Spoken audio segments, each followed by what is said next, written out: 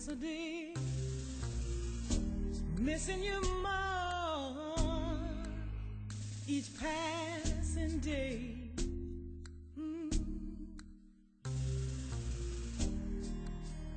For a while, me and God, we stopped speaking.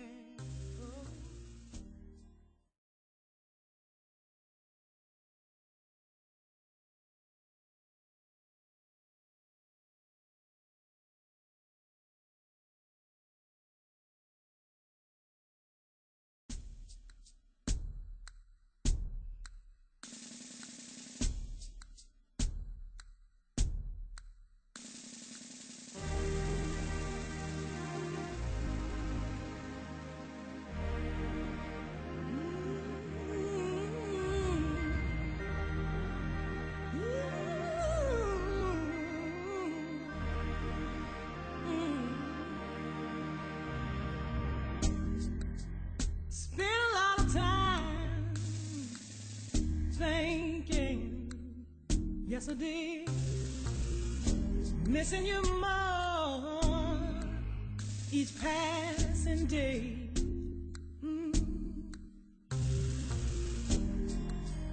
For a while, me and God, we stopped speaking. The recent discovery within the Tower of Astronomical Alignments, which Templars used, suggests it was also a medieval calendar for calculating seasonal cycles and times of the year.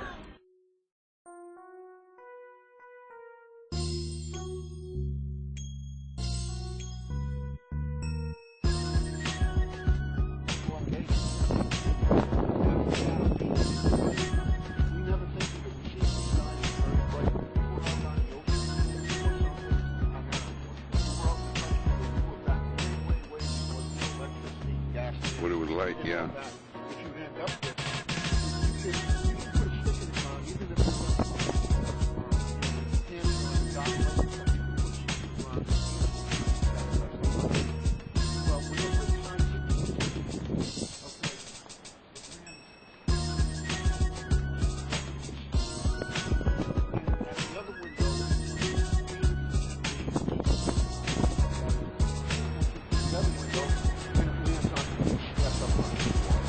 Line is kind of coincidental, but it's pretty neat. See how you get that little doesn't go through?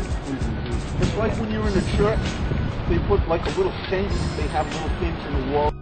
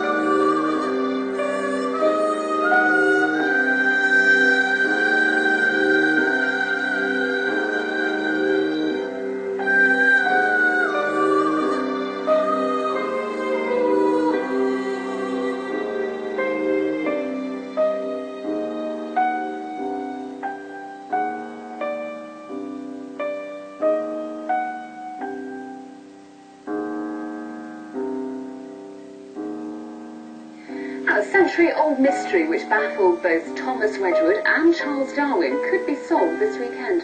The coded inscription on the Shepherd's Monument at Shugborough Hall in Staffordshire is rumoured to reveal the location of the Holy Grail. It's puzzled experts the world over, but now a Canadian codebreaker claims to have cracked it. Well, good afternoon, ladies and gentlemen, to Shugborough Hall, and my name is Richard Kemp. I'm the General Manager, Staffordshire County Council, that runs the hall. I think it's quite fitting that we're underneath the portrait of George Anson, who, of course, was part of the family that built the place and invested the millions of pounds he won on the high seas in not just building this house, but adorning the landscape, the wider landscape, with the amazing monuments. And it's one particular monument responsible, which was the responsibility of George and his brother Thomas, the Shepherd's Monument that has foxed countless generations of code crackers. And today we are in the company of the most recent code cracker that we've met, Louis Parry, who is an internationally renowned code cracker, who was responsible for assisting the investigations of Pan Am Flight 103 and the 9/11 work that's ongoing. So he is a very much respected code cracker. We're very grateful indeed that he's going to tell you for the first time what he believes our Shepherd's Monument actually does say. So on January 1st, 1743, a mysterious stone tablet was retrieved from a hollowing in a naturally hewn sandstone pillar by the Loverandry scouting party, the first explorers who, on that same day, were the first Europeans to discover the North American Rocky Mountains. This is a map that was drawn for me by Carleton University in Ottawa that details the route that Loverandry, the explorer, took when he found the stone tablet in the pillar. These are pillars out of thousands that I surveyed along a Milk River area. The Milk River flows into the Missouri, that flows into the Mississippi. In southern Alberta, this is the pillar that we're certain Loverandry retrieved the stone tablet from. Very close to this pillar, the word Preston was carved atop another pillar in Hebrew characters. The pillar very close to the pillar that the stone tablet was reposed in. One just has to ask oneself, why would there be Hebrew carved atop a pillar stating Preston in North America? This is me in the middle of winter, dangling from two ropes, brushing aside the snow, looking at the Preston inscription. The stone that was retrieved by the Loverandries was delivered to the Jesuits of Quebec in 1743. According to a set of extremely credible historical publications, including the 1787 Proceedings of the London Society of Antiquaries, the book titled Travels, published in the 1750s and written by Père Combe for his master Carolus Linnaeus, who was the founder of the science of botany and taxonomy, and two books published in 1802 and 1814, written by the founder of modern geography, ecology, and several other earth sciences, Baron Alexander von Humboldt. Again, this is the father of modern geography and ecology and many other earth sciences. These are not New Age Grail purveyors. In 1746, French fleet captain Le Jonquière was returning some weather-damaged ships in his fleet from Quebec and Nova Scotia to France. Admiral George Anson captured part of that French fleet on record, and some of its treasure, including the inscribed stone tablet. The stone was apparently then reposed by Admiral George Anson at his family's Litchfield estate and enshrined in memory by way of the Shepherd's Monument in an interlinked set of codes and ciphers. The stone is one of a set of sacred biblical stones that many secret societies knew well, and Judaism as a whole also knew well, that belong together. This one, seemingly identified by the inscription carved into it, is very clearly referred to in the codes and ciphers on the Shepherd's Monument. This stone, of the set of two biblical stones, is the pillow stone of Jacob, as defined in the book of Genesis. If you're not familiar with the biblical account of Jacob and the pillow stone, he's fallen asleep and he has a dream, or not, depending on your religious orientation, and he sees the angels going up and down this ladder to heaven. And that stone becomes very important in tradition, biblical tradition, Masonic tradition. It's the so-called foundation stone to the Masons, and it just keeps cropping up over and over. The Baroque artist Nicolas Poussin painted two depictions of the shepherds of Arcadia, the second of which the shepherd's monument reflects in a carved reverse image. The D and the M at the base of the shepherd's monument in the cipher represents the 1500th verse described well in the codes of the relief, the 1500th verse of Genesis. The rest of the letters consist of three Hebrew words that translate to say, the bloom of Joseph. The bloom of Joseph is a reference to the apocalyptic or suffering Messiah, in Hebrew called Mashiach ben Yosef, meaning the Messiah, son of Joseph.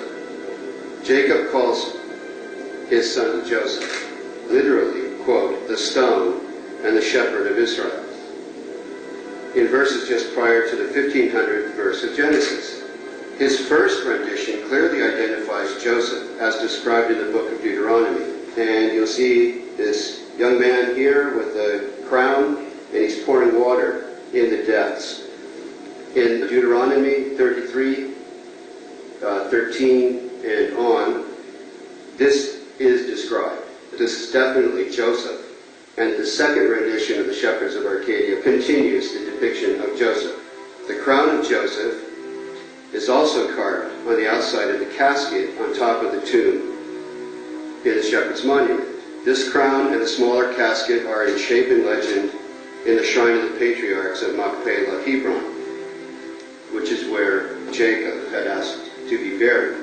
The Babylonian Talmud, also known as the Masonic Talmud, deals extensively with this crown and Machpelah tombs, particularly Jacob's tomb, on which was hung Joseph's crown. Now I'm going to just read a quote from the Universal Jewish Encyclopedia. We know that the ark was originally the object of the tribe of Ephraim, even before the time of Moses. Within the ark was a sacred stone, or two sacred stones, and it then cites where you go to Genesis to find references to those stones, Genesis 28:22. Because these stones were always kept together when possible, there is every reason to believe one or both are here somewhere at Litchfield Estate. All right. No, after you. Please do. Please. Amazingly, a new theory from a Canadian codebreaker claims this monument proves the Holy Grail is a stone buried on the grounds at Chokborough. The idea that stones can be a grail or grails is not at all far-fetched. The first introduction of the concept is in reference to an artifact that is not a chalice but a stone. He believes the stone was captured by Chokborough's creator, Admiral Anson, over 200 years ago, and that the monument shows it was buried here on the estate. You notice there's no dot here. There's no period. I think that's a very significant thing. It's central to the decipherment. And the reason it is it denotes or suggests the direction you read at least some of the letters in from the point of no dot, just as you read letters on that end from left to right. You'd have to read some letters from right to left. The first letter is suggestive of the Hellenic Hebrew article the. It's usually pronounced ha, but in Hellenic Hebrew it tends toward the O sound, ho. This is Yosef. Sound it out and that's what you hear. Yosef. And this is a Hebrew term that means bloom. So the bloom of Joseph. Could you look this way, please, sir?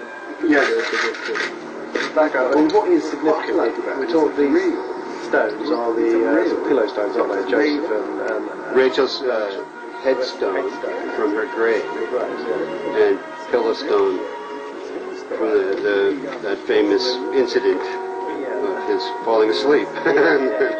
So within the sort of religion, within the faith, they're hugely important symbols. Aren't they? Extremely. Where would they, if they were uncovered, where do you think they would be housed? There would be a lot of pressure from Israel to have certainly the pillow stone of Jacob returned, because it was in the first temple, and there is the belief that all subsequent temples are supposed to have within them any articles that were in the first temple of Solomon. So, you know, there's a movement to build the third temple on the Temple Mount in Jerusalem. So, to answer your question, there would be some pressure from the state of Israel. A very likely candidate, one of those two stones, surfaced in 1923 and was delivered to the archaeologist, painter, and mystic Nicholas Roerich in Paris. It, or part of it, is said to now be reposed in a Rashput casket in the cornerstone of a great building at 310 Riverside Drive in Manhattan. Albert Einstein paid tribute to the laying of this cornerstone in 1929, along with every other world leader of note, every great artist, every great scientist, Max Planck included, all fussing over this matter of this stone. I also have here the diagrams, drawings, and photographs of that same shape that repeats itself from the casket that's added to this reverse relief that is not in Nicolas Poussin's original paintings, but is carved on the reverse relief on a shepherd's monument, that is the same shape as the casket that the stone was delivered in, that is the same shape as the tombs in Machpelah.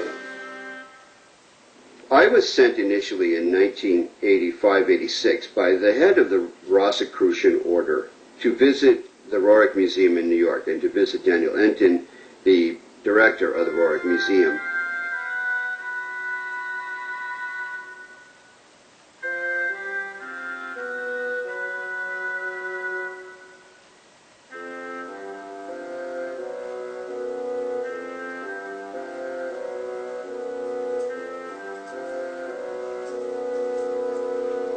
At that time, I knew nothing about plots to murder, collective murder that would come, and I hadn't yet met Jean-Luc Chaumaille. That was after my first meeting with the director of the Roerich Museum.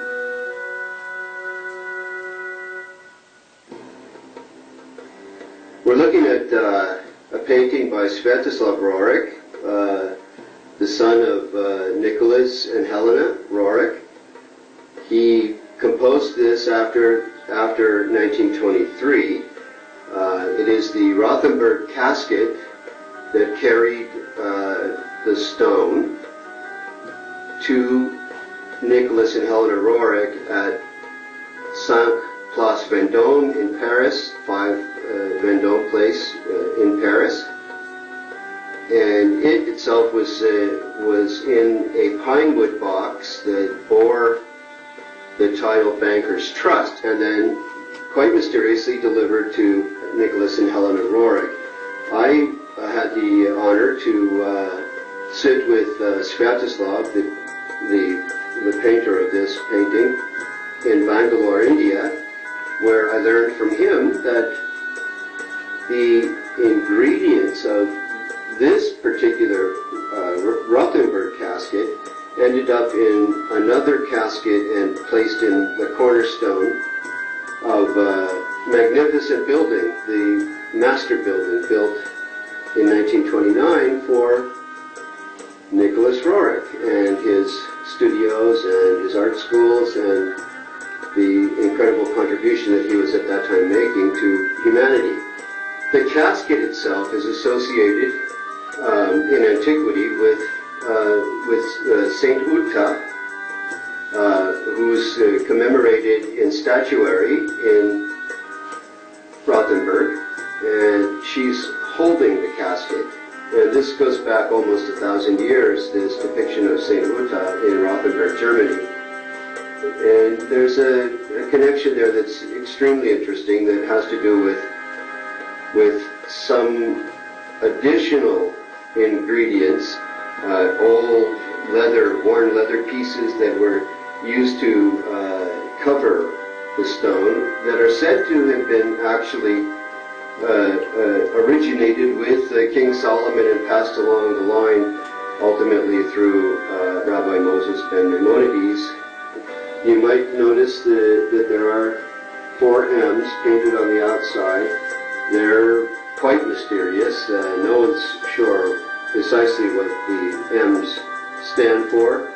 There's a lot of speculation about it. They can have to do with master masonry, master mason, master Moriah, all kinds of different possibilities. But what is known is that the M has been used as a code letter through the arcane societies of Europe for hundreds and hundreds and hundreds of years, denoting something that the initiate eventually is able to understand, so that when that M manifests again in iconography, in statuary or otherwise, in literature, that initiate then is able to follow the code.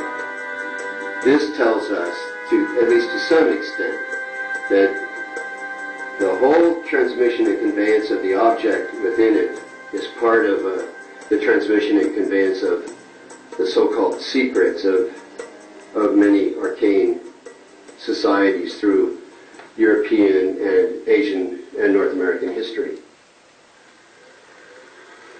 We have a series of events with the Jesuits associated with the Rorics. When the Rorics received the stone tablet, there is an immediate flurry of entries in Helena Rorik's diary about Jesuits trying to monitor the stone, trying to gain control of it. Clearly, Helena Rorik was aware that the Jesuits had control of it at one time earlier in history, and in fact she wrote about that. So we've got, in 1923, Helena reporting that the Jesuits were looking to monitor the stone. In 1924, the next year, she enters into her log that the Jesuits tried to capture the stone. She even names one of the Jesuits, and not only tried to capture the stone or steal it from her, but tried to kill her in relation to her possession of the artifact. Fast track a little bit here, again, to February 1975. We have Frank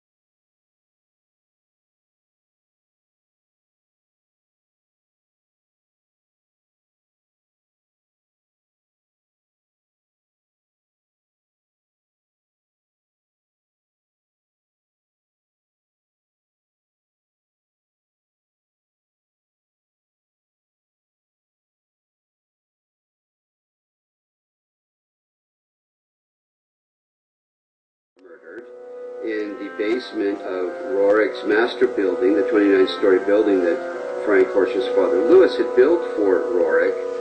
And his murder is extremely interesting. The question is there a relationship between those two events, the event of the Cornerstone and the murder of Frank Horsch? The Cornerstone is the southwest corner, which is over here. We're in the boiler room. This is where the murder of Frank Horsch occurred, in proximity to these two boilers. So we are literally in the same southern half of the building.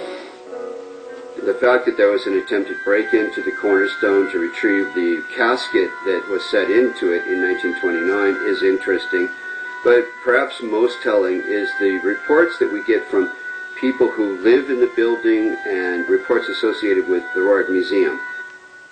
The fact that there was a Jesuit who was working in the master building at the time that Frank Horsch was murdered, and this particular Jesuit replaces him as the building manager. This Jesuit had an undue interest in the history of this stone. He spent a lot of time attending to matters concerning the cornerstone of the building, in which is either a complete stone tablet or a shard of it. Why would they want to retrieve it? What's the point? And that's really the remaining part of this investigation, to figure out what it is that would make people like the very brilliant Jesuits who were associated with spawning the Illuminati back in the late 18th century. You know, what is it that they would find so compelling and intriguing about it that would empower them?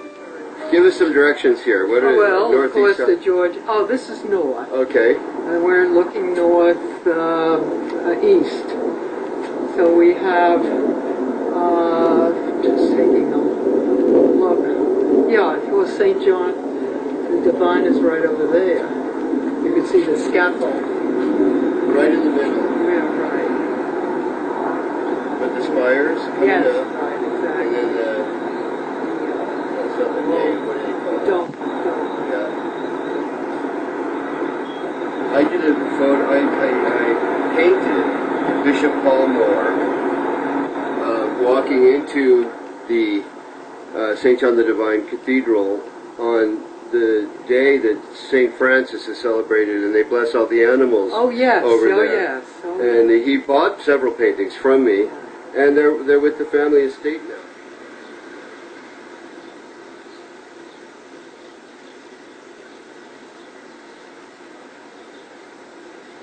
What I'm getting at here is this association of this stone with atomic energy. Yeah. Nicholas did the same thing. He said you had to put it between two lithium plates when you were storing it.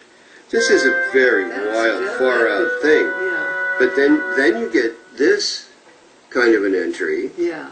Jesuit Conrad Rudendorff, Right. his formula for atomic energy, Helena's Warning, on page 112 of The Threshold of the New World, Yeah. about this Jesuit. She also talks about all the different times the Jesuits received the stone. Right. Well, when it was found from here, Yeah.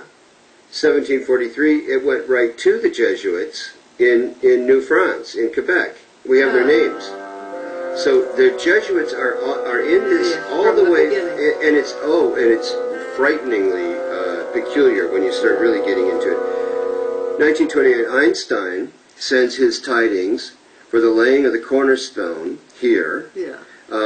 The same year he issued his paper on gravity and electromagnetism. It's there's a sequence, and then look at how strange this is. This is about Wallace and his letter to Rorik, talking about the stone of destiny coming to America. Rorik calls this stone, in effect, the Grail stone, because Parzival named it Lepis Exilis, and that's exactly the name Rorik gives it, in addition to Chintamani, which means stone of wisdom, and so forth. So I'm not saying I believe all these things. All I'm saying is this is from so many different vantages. These are the data that one can accumulate around this artifact, and it's just very, very bizarre. Yeah, I see there's a whole thing about the dollar bill. I see. Oh yeah. Yeah. Oh yeah. There's. Yeah, that's very interesting. Here's the. Of course, you know. You're giving me a whole. That's the painting upstairs in the Rorik Museum of the same casket. Huh. That's Rorik holding it. Oh gosh. That's a great picture. Isn't it? I love those two. They're just, they seem so innocent, don't they? They're good, but something tells me he's going through this. This is wonderful. Okay. And then, of course, you know these, all these, yes. and this one. You've got that. All I can say is I'm going to go back now and look at everything much more carefully. Oh, there's something enormous in addition to everything you already know that's behind all of it. And you'll see. I'm going to give you a couple clues to it here. This is Helena Roerich calling the stones the teraphim. Yeah. And in Hebrew, you know, tarif means either comforter or nourisher. Teraphim are the comforters or nourishers that become associated with idols that Rachel stole from Laban. The story is extremely interesting. What this word teraphim has to do with the so-called comforter that runs through all of these religions' histories, and why she would call the stones that by that title becomes extremely explosively interesting. It's a published diary. So that was 10/30/28. Yeah. And what she's stating here, tonight we put the last coin in the casket. We wrapped it in silk and sealed it with Nicholas Roerich's ring. We lined the interior of the casket with silk, then locked it. E.I. took the key. I'm not sure. Sealed with Roerich's ring. So here are the items that have been placed in the casket. A portrait of M.M. That can mean Master Moriah, but there's a lot of question about who M.M. is. His letter, Nicholas's, or message. And then Aida writes on the side, Sina omits a piece of the stone that was placed in, it's either his or this casket. And the letter goes on. All these were covered with blue silk and sealed on October 30, 1928 in Darjeeling. The Great Seal of the United States features a truncated pyramid with the all-seeing eye enclosed within a sunburst. This symbol of illumination alludes to the nature of the casket and stone sought by FDR, which was received by Roerich in the 1920s. It was Roerich's influence and suggestion that this symbol be placed on the dollar bill.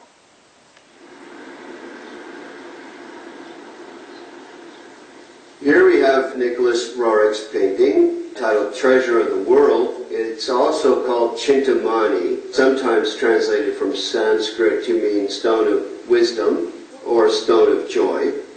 The stone, once again, is in the Rothenberg casket here. The painting was completed in 1924, only within months of having received this Rothenberg casket containing the stone. What's interesting about the whole layout in this painting is the juxtaposing of that collection of motifs with these columnar pillars that would presumably be sandstone pillars.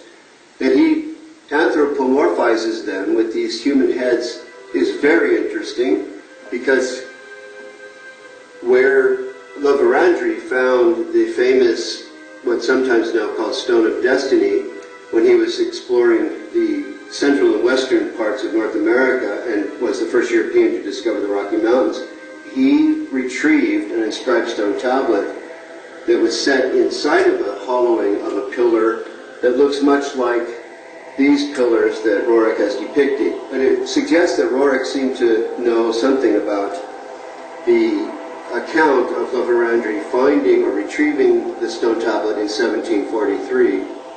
Either parallel accounts and sagas about a sacred artifact or about two separate sacred artifacts that for some reason end up with the same events occurring around each.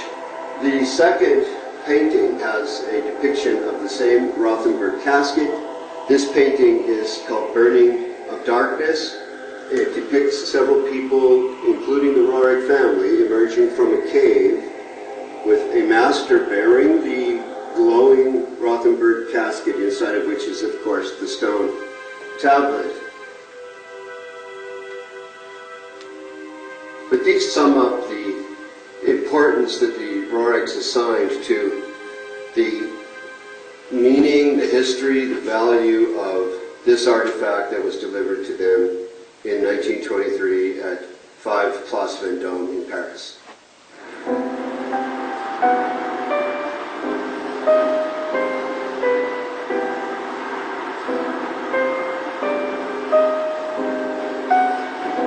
We're at Place Vendôme,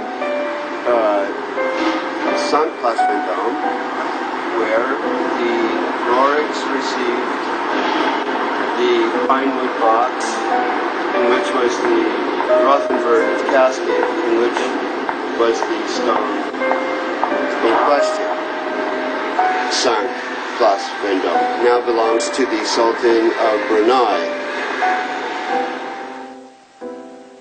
Other things started to crop up. By the time I visited Jean-Luc, I learned from Jean-Luc in Paris that the authors of Holy Blood, Holy Grail had been to Paris and met with Henry Lincoln, and there was an interesting luncheon between Steven Spielberg and the three authors of Holy Blood, Holy Grail that had to do with the use of some of the information in the book Holy Blood, Holy Grail for Steven Spielberg's third Indiana Jones film. And Jean-Luc Chomaille had provided much of that information and felt left out and was upset and actually was considering taking court action for the use of his information and intellectual property in the third Indiana Jones movie. What came of that was I was asked by Jean-Luc to deliver to Steven Spielberg the books that Jean-Luc had written, in which could be found the original publication of information that had been turned over to Steven Spielberg by Béjant and Lee in Paris. And I did that, and we have an interesting paper trail concerning the relationship between Jean-Luc, the authors of Holy Blood, Holy Grail, and Steven Spielberg. The criticism of those who have added to Église Saint-Sulpice so much of the current obscure and arcane history is not to suggest that there is not a mystical and arcane side to this Église Saint-Sulpice. There is. It is in the very founder, Saint-Sulpice.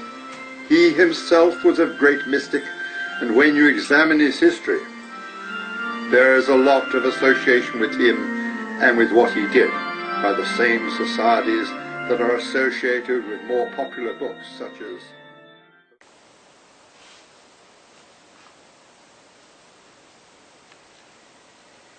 This notice has been put up in the last 2 years, and what it addresses is the misconceptions that have resulted in Dan Brown's The Da Vinci Code.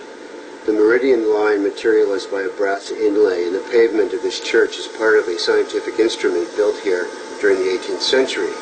This was done in full agreement with church authorities by the astronomers in charge of the newly established Paris Observatory. They used it for defining various parameters of the Earth's orbit for the enactment of the calendar. What this does is describe how the light shines through the window at certain times of the year to give you an indication of the solstice and the equinox. In, again, the Da Vinci Code, the rose line is equated with the term Rosalind. And here's where some of the most grievous errors are made in misleading comments that have a lot of people believing a lot of fanciful nonsense. Rosalind is a Gaelic term that means waterfall. Rosglin, literally combined, means waterfall. So Rose Line, even here it was never called, much less in Scotland where Rosslyn Chapel is. Rosalind and Roseline have nothing to do with each other. Etymologically and linguistically they bear no linkage whatsoever. But the fact is it was never called the Roseline here either. Please also note that the letters P and S in the small round windows at both ends of the transept refer to Peter and Sulpice, the patron saints of the church, not an imaginary Priory of Zion. And Priory of Zion is imaginary and has been for several centuries. And French courts have decided that in the 1990s by the evidence given and have declared the last Grand Master to be a hoax and a fraud.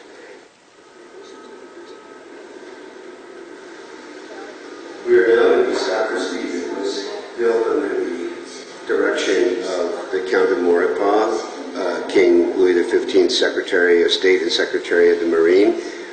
This is a very interesting sacristy in that it was not the sacristy that was initially built for Église Saint-Sulpice, and it was used for other purposes. This is where it's thought secret orders and societies had their meetings. You'll see the kind of anomalous five-pointed star on the roof, under the ceiling. Over to the left, you will see the arched section of the Maurepas sacristy. At one time it contained writings by Maurepas, behind the panels. The writings are no longer there, and the wooden panels have been added since the time of Maurepas. It is said by the Sulpician priests that what was there had to do with the secret meetings that occurred between Maurepas, Radcliffe, Voltaire, and others of their thinking. The fact is, the Count of Maurepas, Frederick Filippo, was a revolutionary himself, and that he wanted the restoration of the Stuart dynasty in Britain, England, Ireland, Scotland, and Wales. He did all he could to bring this about through the bonny Prince Charlie, the young pretender, who was in the Église Saint-Sulpice with Maurepas, Voltaire, Charles Radcliffe, who brought much of Freemasonry to France. This section was scratched out by the revolutionaries several decades after King Louis XV paid his homage to Le Comte de Maurepas et de Pontchartrain. The idea that the Count of Maurepas should just be thrown in with the king and others who were the subject of the effacement by the revolutionaries is really not fair, because the Count of Maurepas was probably as revolutionary as the revolutionaries were. He was just more inclined toward the monarchy he wished to have, which would have been ruled by the House of Stuart in Great Britain as well as in France. The Count of Maurepas and of Pontchartrain, also titled the Secretary of State and Secretary of the Marine, who was the Marguillier or the warden of Église Saint-Sulpice, is reported to have received in either 1743 or 1746 an inscribed stone tablet. The people who reported his reception of this artifact include founders of great sciences like Alexander von Humboldt, who's the modern father of geography and who founded ecology and volcanology and so forth. Carolus Linnaeus was, after all, the founder of botany and taxonomy. He sent his favorite student over to North America, and that student, Père Comte, interviewed this explorer, La Vérendrye, who is said to have retrieved that same artifact and shipped the artifact to Paris in, again, 1743 or 1746. It is all too convenient and obviously not a coincidence that that stone tablet that the Count of Maurepas is said to have received in all of these wonderful books like Views of Nature, Père Comte's Travels, and others, is the model upon which the stone tablet that was buried right beneath our feet here in relation to the so-called rose line in the Da Vinci Code. The stone tablet is called later a keystone in the Da Vinci Code, but the original stone tablet that the Count of Maurepas received, it has nothing to do with the stone tablet that Dan Brown refers to, but Dan Brown obtained the information from someone, and we can trace the handlers of this data from 1986 through to Dan Brown finally writing the book. He, of course, credits no one for having provided the information about a real genuine artifact that is associated with the Count of Maurepas and that does bear an inscription and that appears to be a sacred inscription.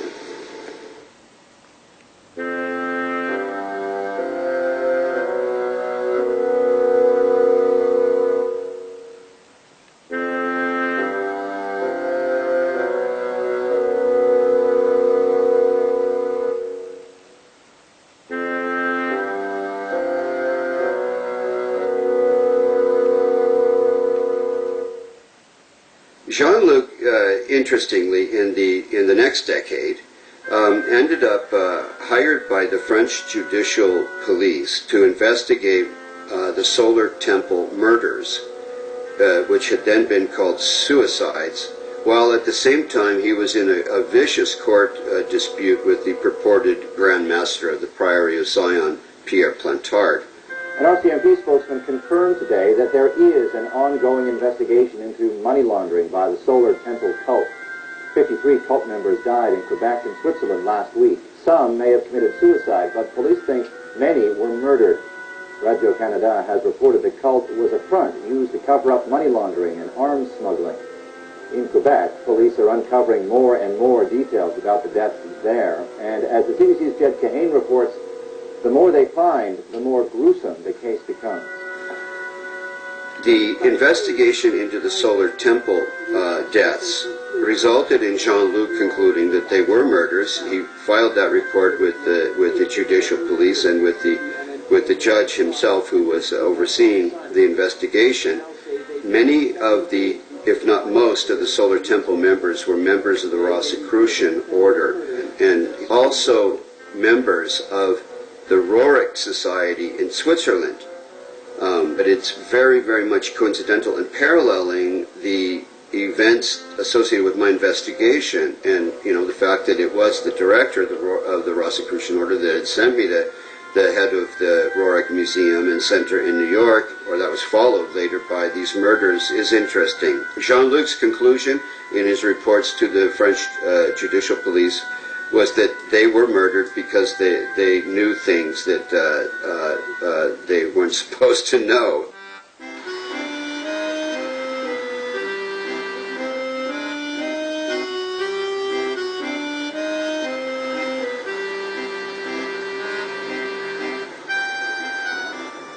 Here we sit tonight at the very table where Malina Makori sat 20 years ago, almost to the night, in La Méditerranée, Paris. I was with the Governor General's assistant, Janine Troubet, and we discussed together the idea of a script that Steven Spielberg might want to consider that would deal with the true original location of Arcadia, which was Greece, and of course at that time Malina Makori was no longer playing a prostitute in Never on Sunday, but was the Minister of Culture of Greece.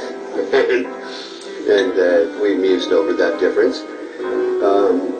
And she was very excited about it. The other interesting aspect of our being here tonight, sort of commemorating the event, is that this was Jean Cocteau's favorite restaurant in Paris. And to the extent that he was recognized and favored as a client, they have one of Jean Cocteau's famous sketches tattooed on their plate, so to speak. It's on their menus, and shortly we will go and visit some of Jean Cocteau's sketches that are hanging on the wall in the other chambre.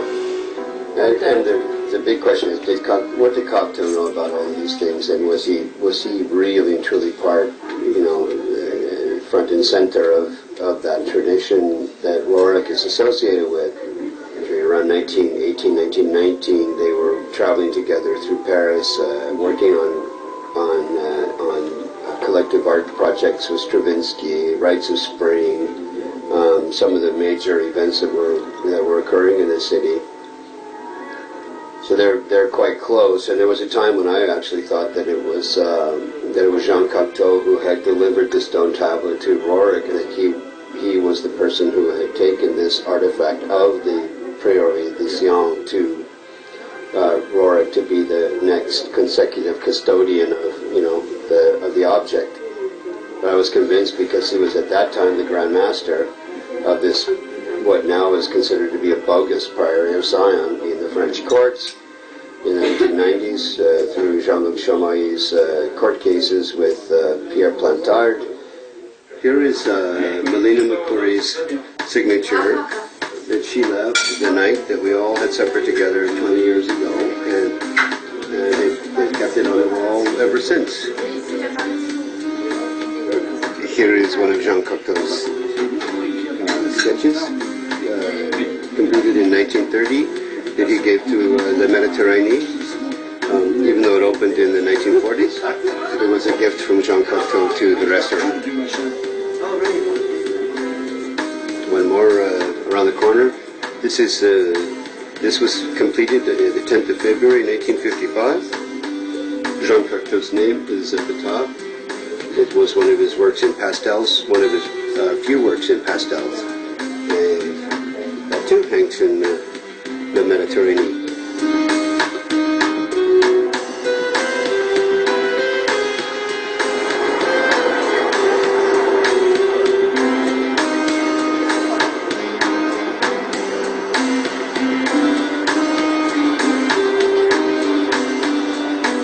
We are in the Louvre in Paris, in front of the famous painting by Poussin, with two different titles.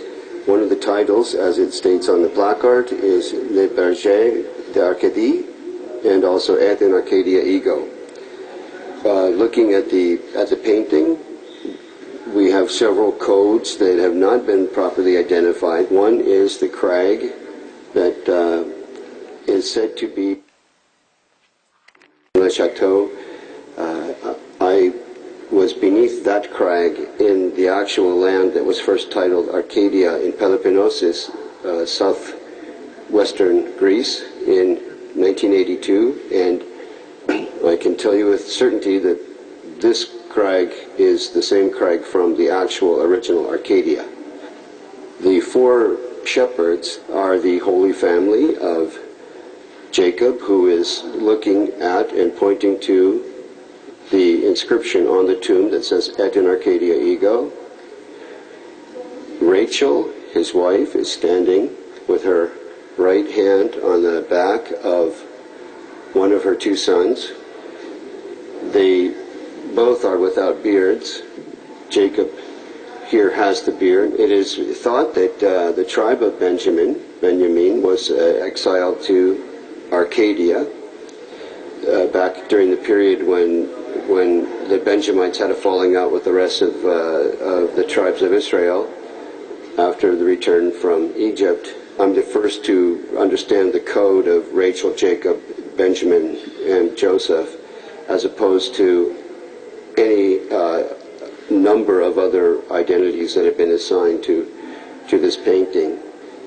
And I think that Nicolas Poussin has thrown together the whole family in this case and loaded the painting with a lot of other indicators and codes, most of which have not been properly identified or addressed, and instead have been misconstrued by this recent event in popular culture, linking this painting to the so-called Priory of Sion, the dossiers secrets that were filed in the National Library of France in the 1960s that call attention to the shepherdess of this painting for reasons obscure and for reasons very interesting, because the rest of the documents are apparently forgeries.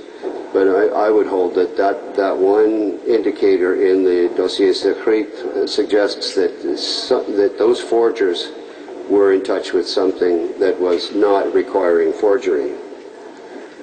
Here we have Nicolas Poussin's painting of the infant Moses stepping on the crown of the Pharaoh.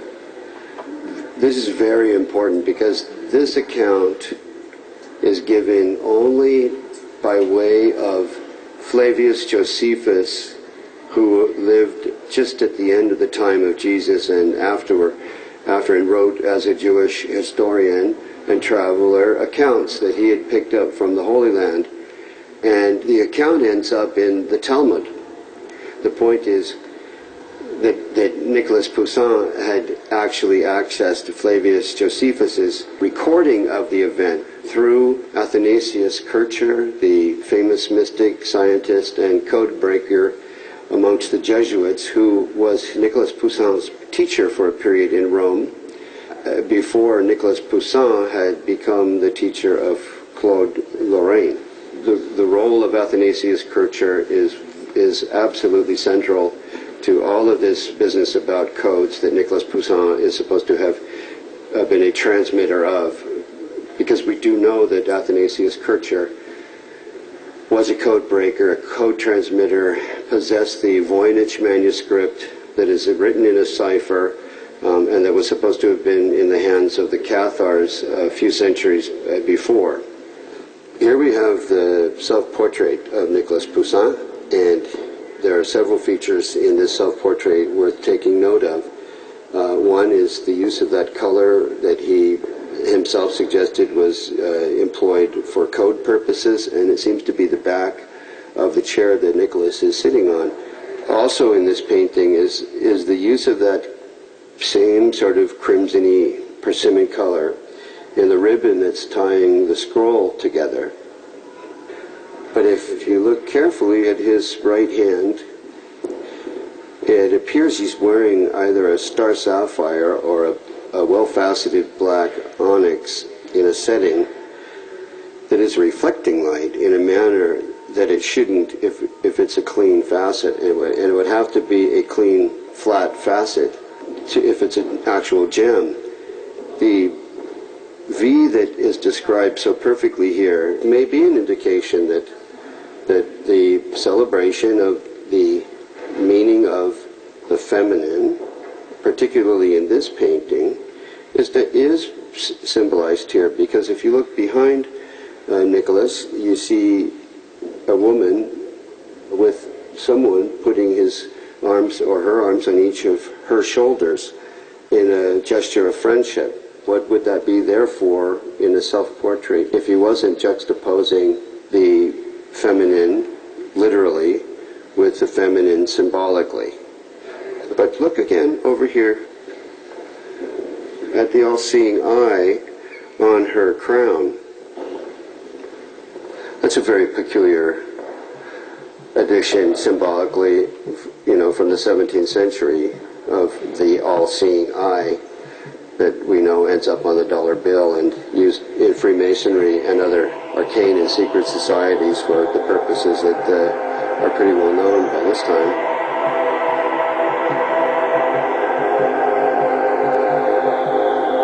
Well, I know that many brave knights dwell with the Grail. Always when they ride out, it is to seek adventure. They do so, these Templars, will their reward be victory or defeat. Valiant host lives there, a stone of the purest kind. If you do not know it, it shall here be named for you. It is called Lapis Xylis. The stone is called the Grail. From Parzival Wolfram van Eschenbach.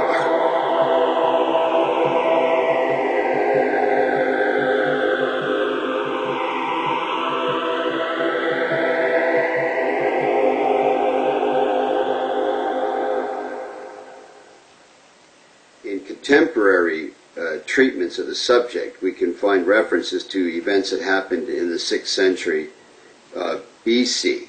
And this is when the prophet Jeremiah is leaving the Holy Land with a young lady named Princess Tephi, who is the daughter of King Zedekiah. They arrive in Ireland, and from Ireland they move through Iona into Scotland. Jeremiah brought with them some remarkable things, including an ark and a wonderful stone called Leophale, which turns out to be that famous stone of destiny in its first form, which is the pillow stone of Jacob. The other references to the stone in this context of Jeremiah includes the historical account of what the earliest Scots did when Kenneth MacAlpin in the 9th century AD creates a literally united kingdom of the Scots and the Picts, using this stone as, if you will, a talisman in battle from the 9th century on.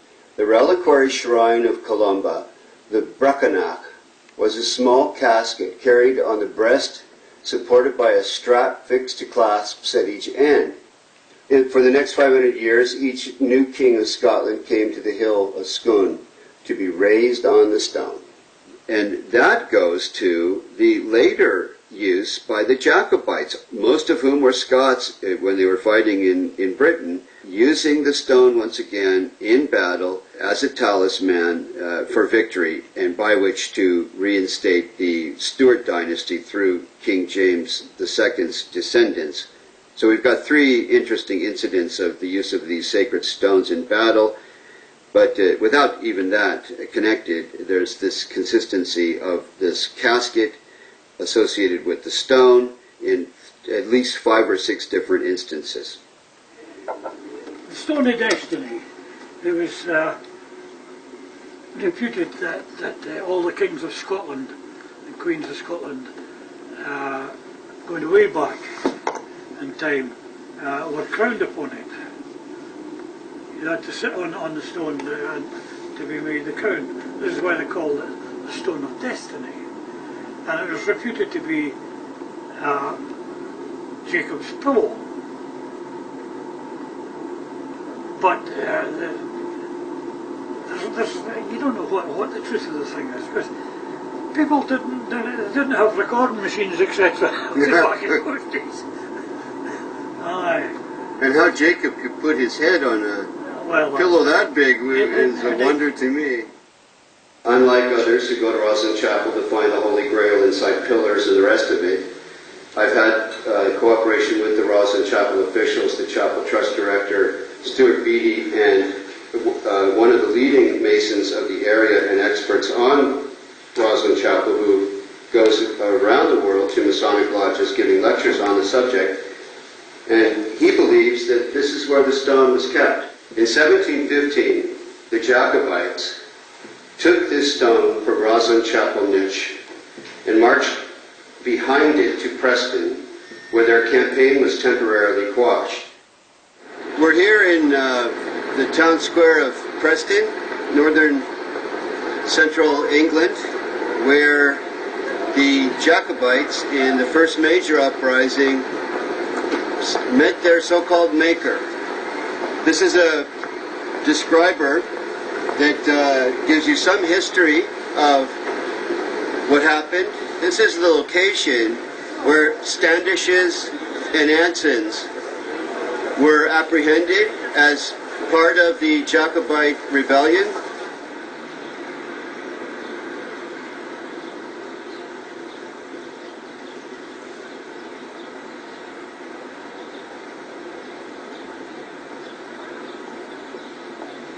From here, they were exiled to New England in 1716.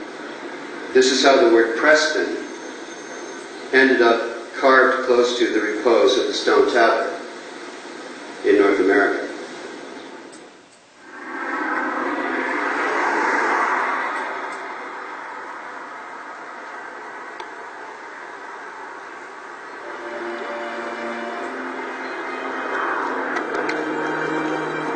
It's great that they managed to do something with the waste heap, so that the gold mine is beautiful the way the landscape is.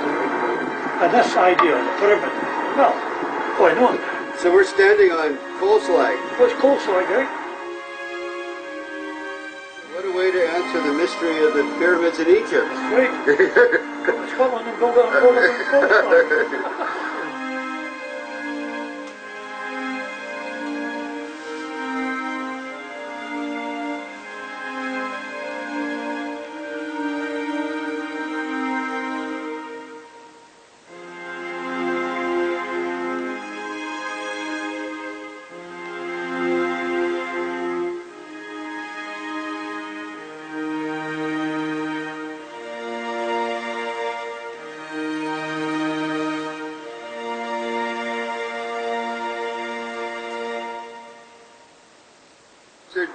think that much was really altered inside in terms of carvings and... Well, it's hard to say because in the building trade they have a saying that the last man frees all. The last man's usually the painter, and he can paint over all the mistakes. Yes. So what happened was in 1955 it was decided that it would scrub the whole of the inside of the chapel down with wire brushes, and then they painted it with a cement slurry. Well, that's why it all looks the same now. So that would hide a whole host of changes in what had taken place. You've seen a lot of the real, earnest interest, and then a lot of the flack and the nonsense. Yes, the nonsense. But people come in there with expectations. The amount of times that I've been asked for, where is the Holy Grail? Yes. You know? Well, there was an attempt to